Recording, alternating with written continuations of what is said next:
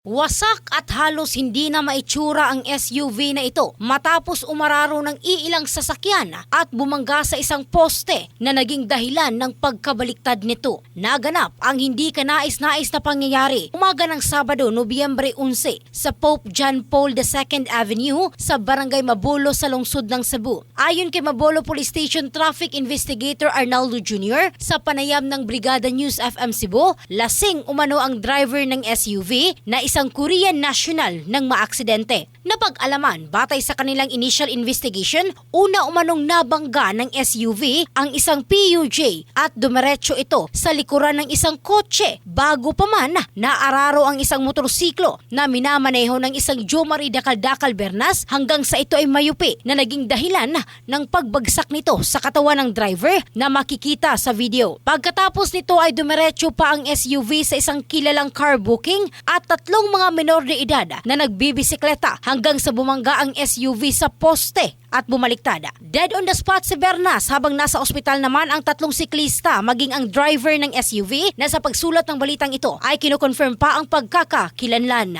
Ang bahaging ito ay hatid ng DriveMax Adult Herbal Capsule na laging umaangat in the heart of changing lives. Ito si Michelle Craste ng Brigada News Philippines, The Music and News Authority.